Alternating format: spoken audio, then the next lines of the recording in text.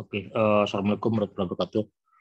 Kepada mahasiswa yang ikuti kuliah Matematik 2, kita masuk minggu kedua ya. Minggu kedua, yaitu kita mempelajari tentang persamaan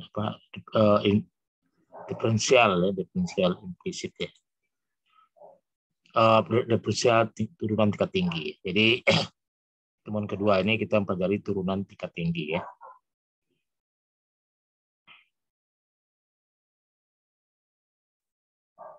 Ya, Anda lihat kurva ini. Kalau kurva ini kita lihat adalah E sama dengan fungsi X ya. Kemudian di situ ada perubahan antara delta X dan delta Y. Jadi sebesar X pada X ya ada menyebabkan pertambahan sebesar delta Y pada Y seperti pada gambar. Ini adalah perubahan itu yang dinamakan turunan ya, perubahan itu, perubahan.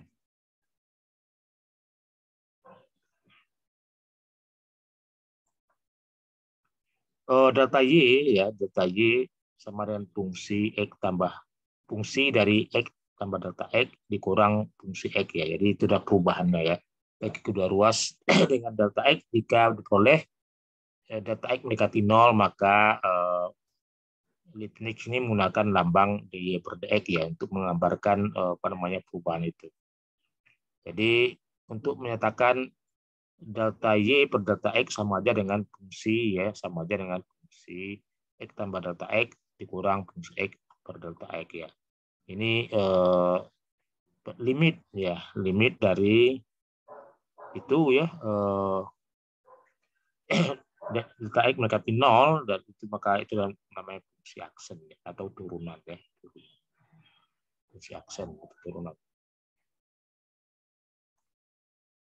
Contoh jika Y ya X pangkat 3 tambah 3X, maka dy per dx-nya adalah 3X kuadrat tambah 3. Ini adalah turunan ya. Maka notasi Leibniz aturan rantai nyatakan turunan itu bisa dinyatakan dalam bentuk ini, turunan aturan rantai ya. Kalau ada Y fungsi U dan U fungsi Gx, maka dy per dx sama dengan dy per du dan du per dx. Ini adalah aturan rantai yang kita nanti akan gunakan ya dalam menurunkan ya persamaan. Oke. Contoh, misalkan kita punya y ya f pangkat 3 tambah x pangkat 10, sedangkan u adalah pangkat 10 ya. Jadi misalkan u-nya apa? U-nya adalah f pangkat 3 tambah x ya. Maka dy per dx-nya sama aja dengan apa? dy per du. dy per du apa? dy per du adalah ya dy per du ya.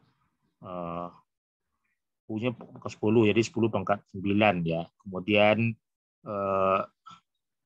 U per dx sama dengan apa? 3x kuadrat tambah 1. Itu dikalikan ya. Kalau kita dapat nilainya adalah 10 ya apa namanya?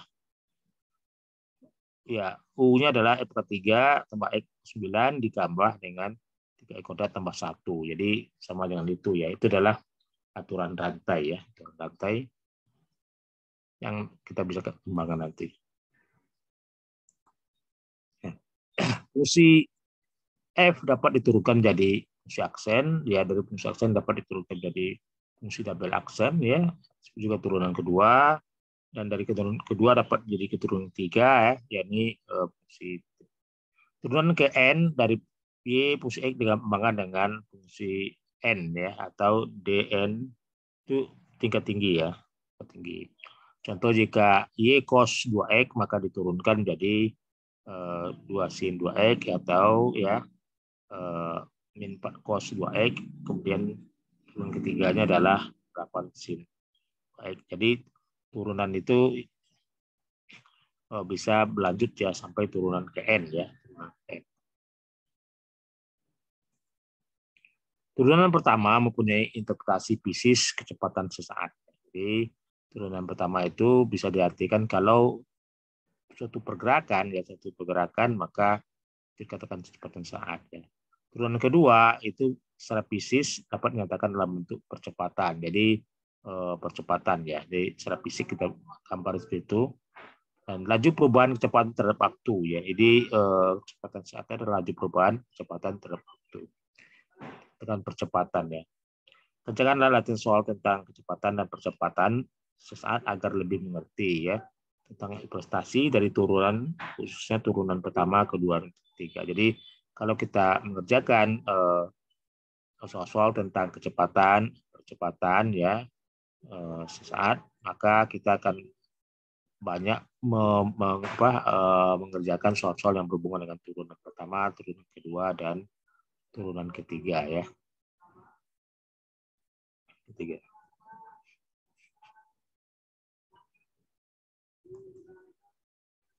Penurunan implisit. Jadi penurunan implisit ya artinya diturunkan secara implisit ya, atau untuk menentukan turunan cara apa? Cara ya kalau samanya dengan UDP ya, perkalian ya, jadi diturunkan misalkan itu masih baik terhadap X dan juga terhadap Y. Jadi turunan implisit itu sama aja penurunan terhadap X dan terhadap Y. Misalkan kita ingin mencari berapa turunan samaan implisit ini ya, turunnya berapa, kita bisa kerjakan ya. Misalnya kita ingin mencari garis singgung ya, garis singgung dari persamaan pada titik P 2,1 misalkan ya, maka di X ditentukan untuk mendapatkan garis singgung diturunkan secara implisit ya. Secara implisit itu adalah penurunan seorang lagi penurunan terhadap sebuah X dan terhadap sebuah Y ya. Jadi sekaligus ya. Hasilnya seperti apa? Hasilnya adalah ya, ini penurunan secara implisit sama di atas adalah sama aja dengan 2Y/3 itu diturunkan terhadap X ya. Kemudian kalau turun terhadap Y jadi 6X Y kuadrat ya, dy/dx. Kemudian yang apanya dy/dx ya. Kemudian ini dipindahkan ke kiri jadi 12 kuadrat terhadap X. Jadi itu turunan implisit ya. Maka persamaan garis singgungnya adalah segini. 2Y/3 ya dikurang 12 X kuadrat dibagi dengan 6X Y kuadrat tambah 1. Itu adalah apa namanya garis singgungnya ya. Kalau kita pada titik P kita bisa hitung ya, masukkan nilai Y dan P-nya, maka ketemulah persamaan garis nilainya ya. Kalau kita ingin mencari nilai garis singgungnya.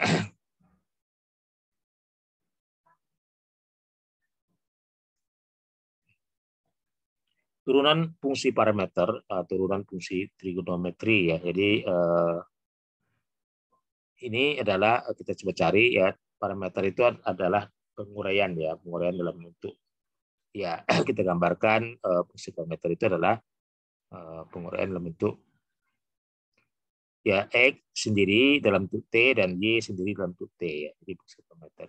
Turunan fungsi trigonometri yaitu ya trigonometri ya, rumusnya. Ya, ini adalah aturan diferensial dan aturan derivatisasi, derivatif ya, turunan. Itu kalau turunan sama dengan apa? Ya, gambar seperti ini. Ya, ini cara penulisannya aja ya, penulisan aja. D per X du tambah pi ya deh. Ya. Kalau D U dp sama aja dengan du tambah dp ya. Jadi inilah aturan apa namanya? Ya, aturan turunan dan aturan derivatif ya.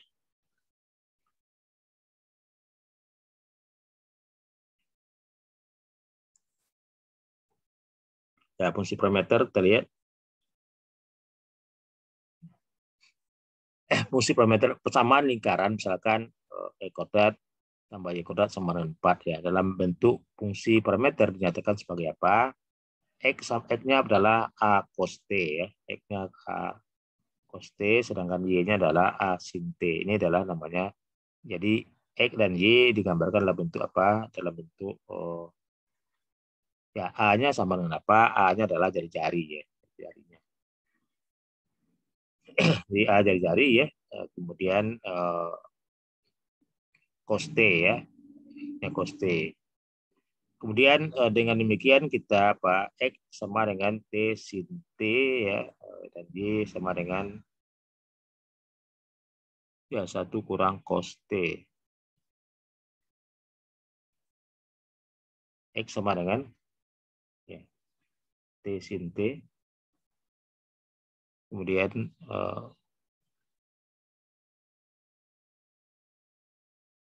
bukan 1 maksudnya, 1 sin T ya, 1 cos T ya, 1 cos T. Jadi X sama dengan ya 1 cos T. T tidak lebih dari setengah ya.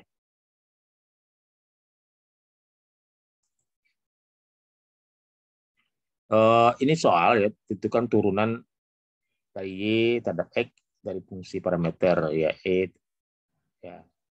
Jadi turunan terhadap ya dt apa namanya X per dt sama dengan apa ya turunannya, kemudian Y dx per dt ya per dt.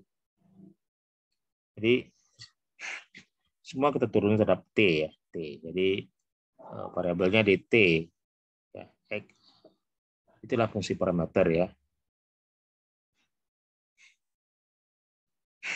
Ya kemudian kita bagi hasilnya berapa.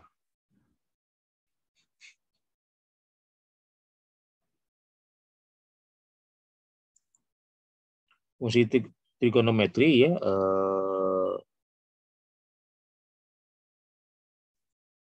ya turunan dari D ya sin adalah cos ya, atau sin aksen sama dengan cos X ya.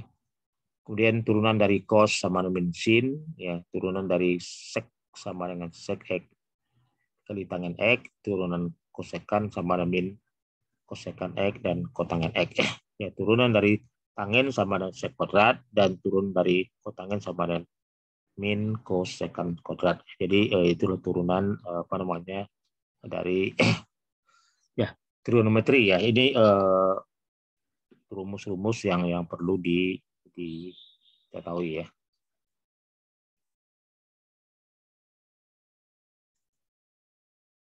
Nah, contoh ya, ini contoh turunkanlah ya dx sin x cos x ya. Dx sin x cos x, dan artinya kita ini bisa dirubah dulu dalam bentuk apa? Turunan jadi sin 2x ya, kedua. Jadi sec x sin x cos x itu turunan, bisa juga dalam bentuk apa? Kita turunkan dalam bentuk ya UP ya. UP sin X cos X dalam bentuk UP ya. Nah, D sin X. Oke, kemudian turunan daripada pangkat 3 kosekan ya, itu dalam bentuk turunan U dan P ya. Dan D kosekan per akar X, dan turunan juga dalam bentuk UP ya, UP. Oke, demikian ya apa namanya pertemuan kedua ini kita belajar tentang turunan ya, turunan tingkat tinggi, turunan implisit, dan juga turunan apa namanya parameter, dan turunan